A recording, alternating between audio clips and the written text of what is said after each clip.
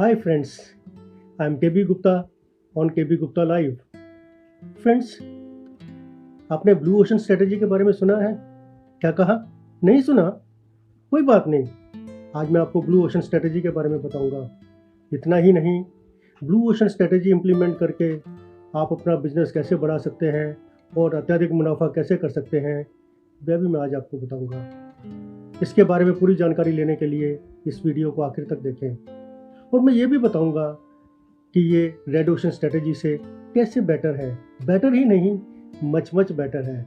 लेकिन blue ocean strategy को समझने के लिए आपको 19th सेंचुरी के एंड में अमेरिका में जाना पड़ेगा। फ्रेंड्स, उस समय अमेरिका में ऑटोमोबाइल इंडस्ट्री बहुत छोटी थी। लगभग 500 car makers handmade luxury cars बनाते थे। एक कार की कीमत लगभग $1,500 थी, जिसे आम आदमी अफोर्ड नहीं कर पाते थे। इतना ही नहीं, इस कारण से आम जनता उनके खिलाफ थी। उन लोगों ने आंदोलन करते हुए जगह जगह सड़क तोड़ डाली, खड़ी हुई कारों को चारों तरफ से कांटेदार तारों से घेर लिया ताकि लोग चला ना सके। और इतना ही नहीं, आंदोलनकारियों ने उन कारों के मालिक, पॉलिटिशियंस और बिजनेसमैन का बहिष्कार करने का भी आह्वान किया। उस समय अमेरिका में लोकल ट्रांसपोर्टेशन के लिए घोड़े से चलने वाली बग्गियां ज़्यादा पॉपुलर थी। इसके दो कारण थे। एक तो ये सड़क की ऊबड़ खाबड़ सड़कों पर आराम से चलती थी और बरसात के मौसम में कीचड़ में भी घोड़े इन्हें खींच पाते थे। दूसरे, इनको मेंटेन करना बहुत सस्ता और आसान था। इसके मुकाबले लग्जरी कार्स बरसात या बर्फीले मौसम में सड़क के कीचड़ में फंस जाती थी और उनका ब्रेकडाउन भी बार बार होता था और उनकी रिपेयर के लिए एक्सपर्ट मैकेनिक्स को ही बुलाना पड़ता था। क्योंकि एक्सपर्ट मैकेनिक्स की बहुत शॉर्टेज थी, वे आते भी बहुत देर से थे और बहुत ज़्यादा चार्जेस लेते थे। इन सभी बातों को ध्यान में रखते हुए हेनरी फोर्ड के दिमाग में मॉडल टी कार्स बनाने का विचार आया। वे एक ऐसी कार बनाना चाहते थे जो घोड़ा बग्गी की तरह लोग डेली यूज़ कर सकें और उसकी कीमत भी रीजनेबल होनी चाहिए। कीमत को कम करने के लिए इन कारों को केवल एक ही रंग ब्लैक कलर में बनाया जाता था और इसमें कोई भी फालतू के फीचर्स नहीं लगाए जाते थे। जहां दूसरी कारों को स्किल्ड मैकेनिक बनाते थे, वहां मॉडल टी कार्स को अनस्किल्ड लेबरर्स असेंबली लाइन पर बहुत ही एफिशिएंटली बनाते थे। इतना ही नहीं, ये कारें ड्यूरेबल और रिलायबल थी, जो ऊबड़ खाबड़ सड़कों पर बड़े आराम से चलती थी। इन्हें रिपेयर करना भी आसान था और लोग एक ही दिन में इन्हें चलाना सीख जाते थे।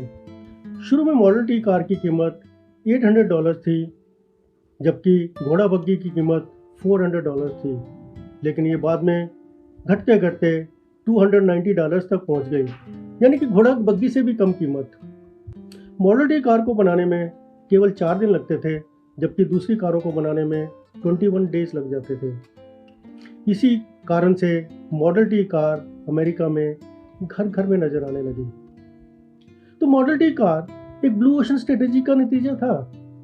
आइए मैं अब आपको ब्लू ओशन स्ट्रेटेजी के बारे में जरा डिटेल से बता दूं।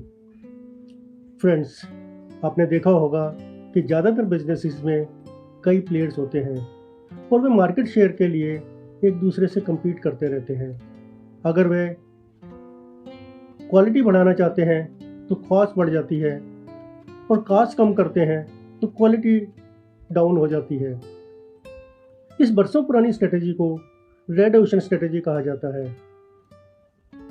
इस स्ट्रेटेजी पर चलते हुए धीरे धीरे बिजनेस की कॉस्ट बढ़ती जाती है और प्रॉफिट कम होता जाता है। इसके मुकाबले ब्लू ओशन स्ट्रेटेजी में कंपटीशन के बारे में कभी सोचा ही नहीं जाता। इस स्ट्रेटेजी में एक ऐसा प्रोडक्ट बनाया जाता है जिसका कोई कंपटीशन ही ना हो। ब्लू ओशन स्ट्रेटेजी समझने के लिए सर्क डू सोलेइल एक अच्छा एग्जाम्पल है। यह एक फ्रेंच वर्ड है और इंग्लिश में हम उसे सर्कस ऑफ द सन कह सकते हैं। जब सर्क डी सोलेइल की शुरुआत हुई, उस समय सर्कस में लोगों की रुचि कम होती जा रही थी। लोग एंटरटेनमेंट के दूसरे अल्टरनेटिव्स जैसे कि स्पोर्टिंग इवेंट्स, टीवी और थिएटर में ज़्यादा रुचि रखने लगे। इतना ही नहीं, बच्चों की रुचि सर्कस के बजाय प्ले स्टेशंस में ज़्यादा होने लगी और जानवर सर्कस का एक अभिन्न अंग माने जाते थे।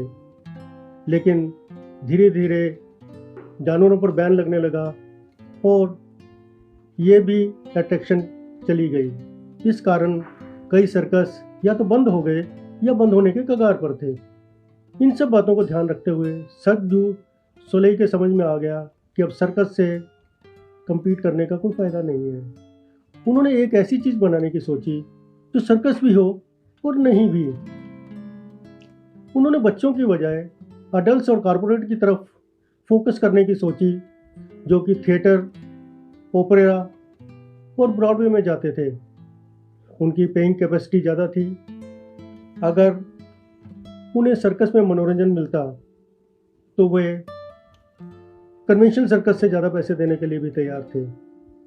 इसलिए उन्होंने एक ऐसी चीज़ बनाने की सोची जिसमें सर्कस का थ्रिल और फन हो और थिएटर की आर्टिस्टिक सोफिस्टिकेशन। और इसको डिज़ाइन करते हुए उन्होंने पाया कि जिन चीज़ों को सर्कस के लिए एसेंशियल माना जाता था वे बहुत महंगी और अननेसेसरी हैं।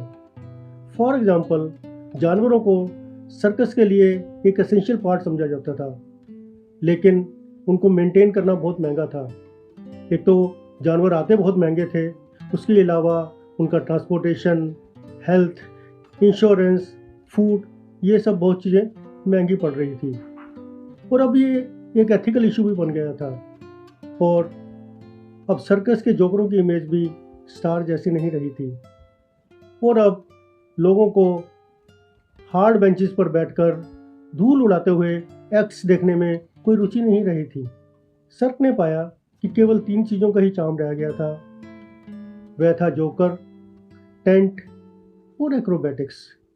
उन्होंने जोकरों के फूहड़ एक्ट्स को ख़त्म कर दिया और उसके बदले सोफिस्टिकेटेड एक्ट्स लेके आए। उन्होंने टेंट्स को अंदर और बाहर से एकदम शानदार बना दिया। एक्रोबैटिक्स भी बहुत छोटे होते थे और दिल को लुभावने होते थे। उन्होंने अपने शोज़ को थीम्स और स्टोरी लाइन पर आधारित बना दिया।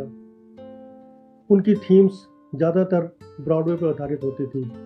हर एक शो का एक सिग्नेचर म्यूज़िक होता था और उसी म्यूज़िक के हिसाब से परफॉर्मेंस, लाइटिंग और टाइमिंग ऑफ द एक्ट्स होता था। सर्क ने अपने दर्शकों को सर्कस और थिएटर का बेस्ट एक्सपीरियंस दिया।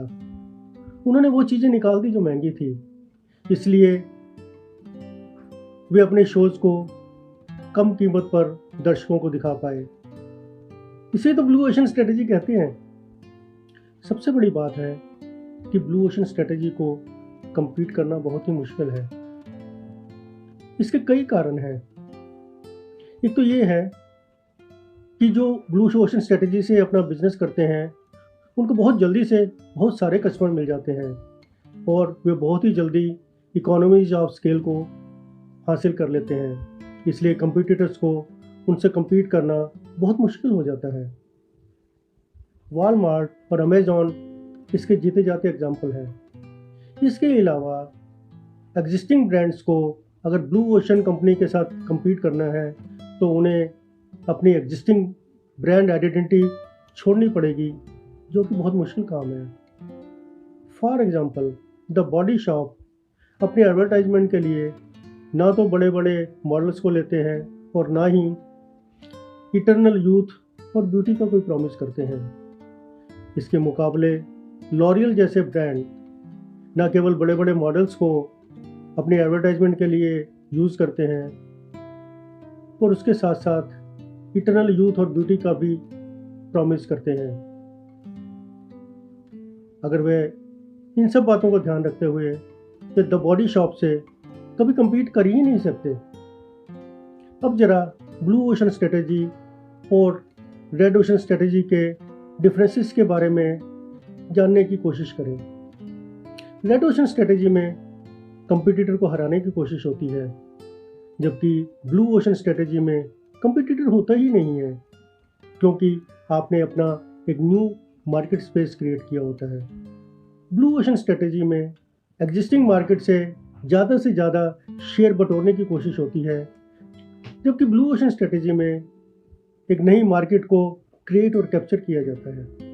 ब्लू ओशन स्ट्रेटेजी की सबसे इंटरेस्टिंग बात यह है कि ये किसी कटिंग एज टेक्नोलॉजी पर डिपेंडेंट नहीं है। अगर मॉडल टी कार्स की तरफ ध्यान दें तो ये कोई कटिंग एज टेक्नोलॉजी नहीं बल्कि सिंप्लीफिकेशन ऑफ टेक्नोलॉजी था। जहाँ तक असेंबली लाइन प्रिंसिपल का सवाल है, वो उस समय भी अमेरिका में मीट पैकिंग इंडस्ट्री में यूज़ की जाती थी।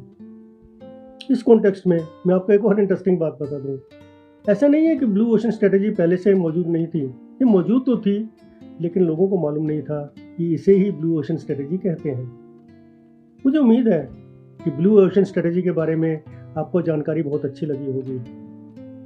तो आपने सीख ही लिया होगा कि हमने अपने कंपटीशन को गिराना नहीं है, बल्कि कुछ ऐसा काम करना है जिसका कोई कंपटीशन ही ना हो। तो देर किस बात की, ढूंढिए कोई धांसू आइडिया और इम्प्लीमेंट कीजिए ब्लू ओशन स्ट्रेटेजी। आपको बिजनेस में अपार सफलता पाने से कोई रोक ही नहीं पाएगा। I wish you all the best in your business success. Friends, I hope you like this video. If yes, then please press like and share button and subscribe to my channel. Don't forget to press bell icon to know about my upcoming videos. Thank you.